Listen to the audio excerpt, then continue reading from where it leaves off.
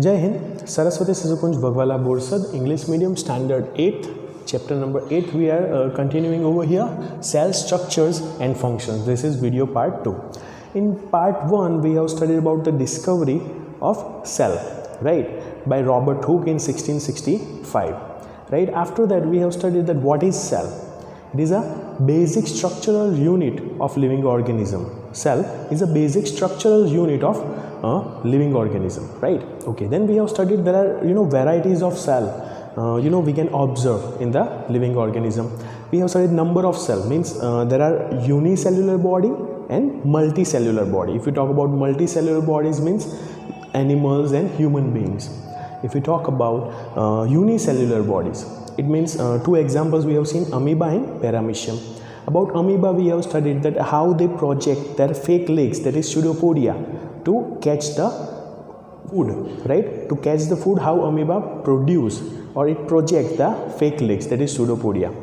Then we have studied that shape of the cells can also be different, like spherical shape of blood cell, branch like shape of nerve cell, spindle shape of muscle cells, right? So there are different shapes according to the function. The shape of a cell, it depends on the function that they perform.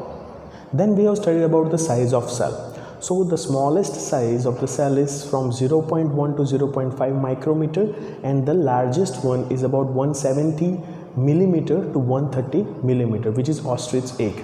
Today we are going to discuss about cell structure and function. Now if you will observe, if you will think that in every living thing they are performing some functions, right? Like if you talk about humans, they digest, they respirate, right? They exert, right? Many functions they are performing. If we talk about plants, they absorb, right? And many other functions they perform. So for performing such a functions, there are group of organs which they have, right? Different organs they have to perform a particular functions, and that group of organ, or we can say organ system, is made up of different organs which are connected with each other, different organs, right? Now that organ is made up of tissues. Organ means group of tissue is organ, right? These tissues are made up of cells. Group of cell is tissue, right? So that's why we are saying that a basic structural unit part, right, of living organism is a cell. Cell makes tissue, tissues make organ, more organs are connected, it makes organ system. Different organ systems, when it get connected, right, it makes a living thing, right? So this is how you, me and all other living things are there and living and performing different functions. Now today we are going to talk about parts of cell.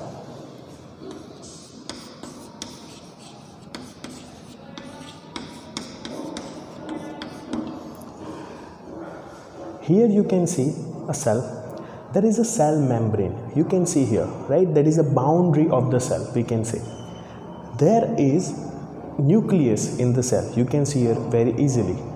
Here you can see a largest part which is between membrane and the nucleus. That is your cytoplasm, right? This cytoplasm and nucleus both, they are enclosed by cell membrane. Cell membrane is a boundary which separates cell from other cell, right? Here you can see, if we will remove this boundary, so all will merge together. But this boundary or cell membrane will separate this from the other cell, means two cells get separate from this cell membrane, and it separates it from the medium which is around it. This plasma membrane is porous, means it has holes, very tiny holes are present.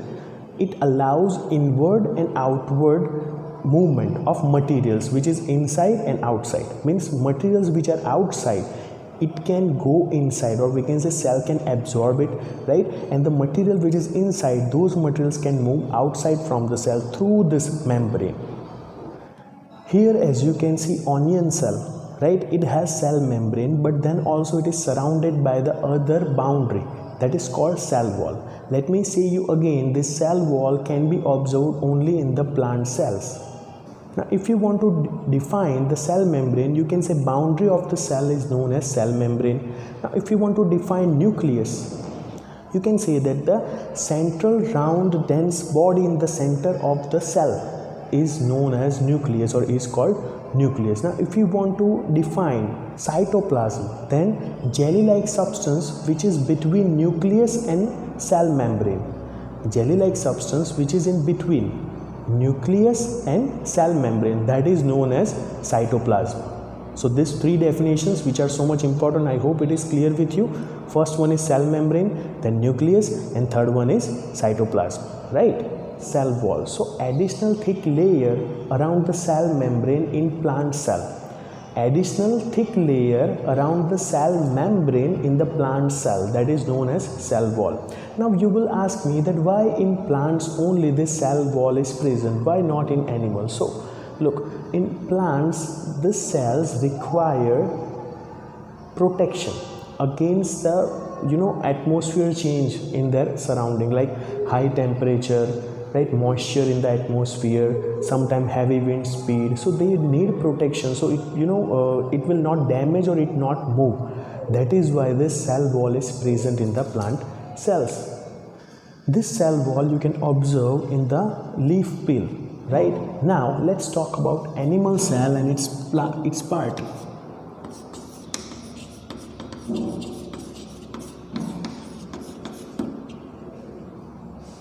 Look here, this is a drawing of human chick cell, right? About cell membrane we already have studied. Now see here, I am talking about cytoplasm. The cytoplasm, it is a jelly-like substance which is in between nucleus and cell membrane, right?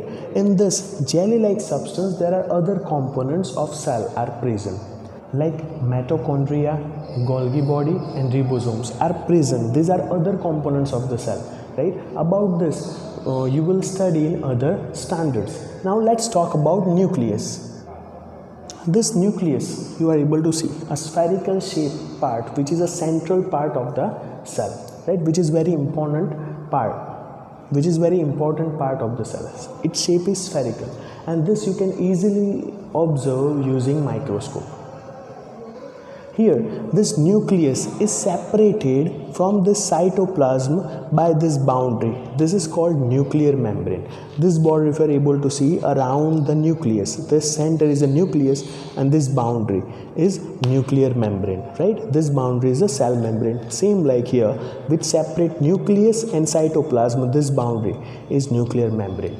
Now this nuclear membrane is also porous, means it has walls, means it has holes inside, right, which allows movement of materials from cytoplasm to inside the nucleus and from nucleus to the cytoplasm, right? So there is porous holes, means small holes are present, it is porous.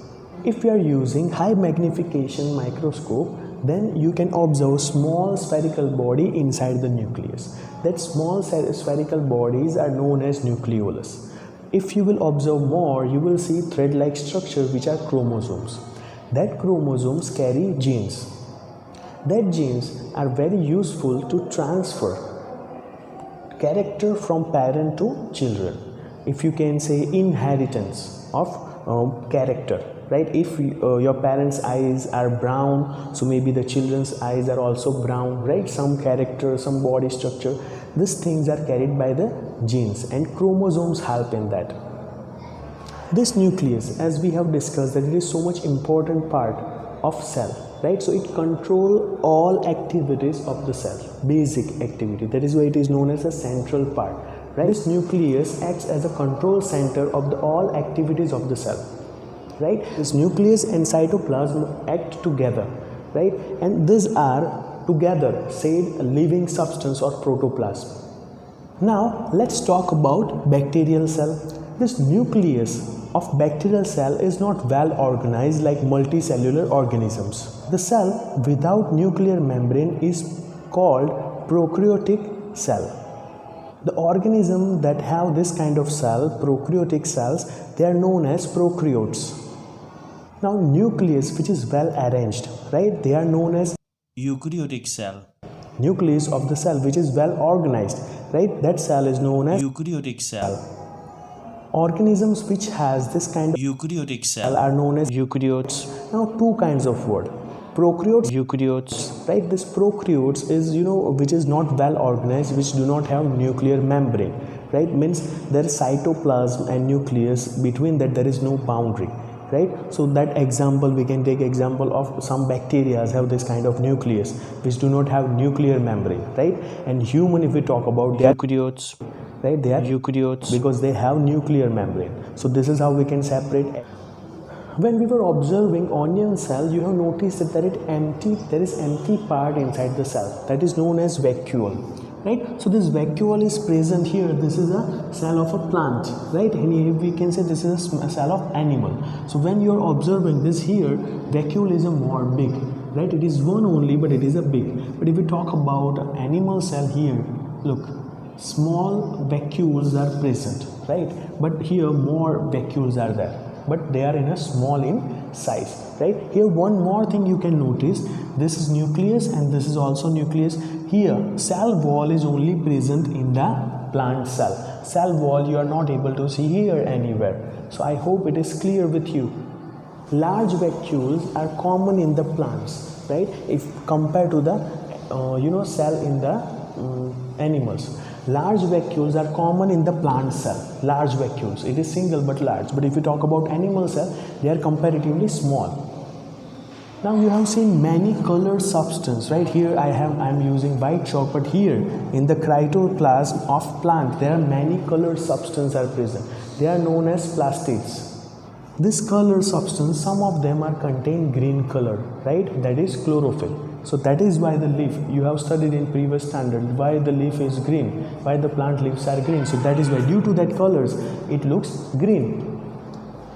Now that green color plastids are known as chloroplast. Green color plastids are known as chloroplast, which is present only in the plant, right? Again I am repeating, in the cytoplasm of plant cell there are many colored substance which move, right? From that some have green color, and that green color plastids are known as chloroplast. Commonly they are known as plastids, but the plastids which has green color are known as chloroplasts. And we all know that chloroplast or chlorophyll, right, which is very important for the photosynthesis. Now if you compare here plant cell and animal cell, cytoplasm are present in both cell membrane. Here also cell membrane, here also the inner line is a cell membrane. Both has vacuole, right? And nucleus also they have. Here nucleus, both they have nucleus, but cell wall. Only plant has cell wall and only animal cell do not have cell wall. So I hope this chapter is clear, right? This was the second video and most of the topic I covered here.